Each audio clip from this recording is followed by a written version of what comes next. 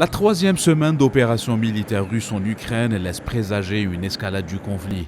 Sur plusieurs fronts, l'armée russe tente de cerner Kiev. Par Tchernihiv et Irpin, les deux petites villes limitrophes à la capitale étaient le théâtre de violents combats. Une situation de conflit qui a poussé la plupart des habitants à fuir les zones d'affrontement à travers les corridors humanitaires après l'entente entre Moscou et Kiev. Selon les services d'urgence locales, la ville de Dnipro, dans le centre du pays, aurait connu des explosions qui ont secoué la localité pour la première fois depuis le début du conflit. Au total, 3 frappes aériennes russes ont eu lieu dans cette ville.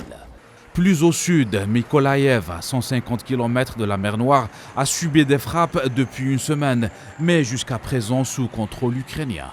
Tout comme la célèbre ville côtière d'Odessa, où les sacs de sable sur les côtes et les barricades dans le centre-ville témoignent de la préparation des habitants à un assaut imminent éventuellement par la mer. Odessa est connue par son positionnement stratégique et son symbole historique.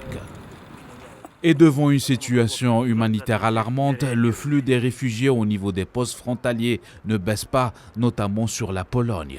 Ce pays voisin a reçu le nombre le plus important de citoyens ukrainiens. Au total, la barre des 2 millions a été franchie selon le Haut Commissariat des Nations Unies pour les réfugiés, qui indique qu'environ 4 millions de civils pourraient fuir le pays en cas d'escalade de la situation.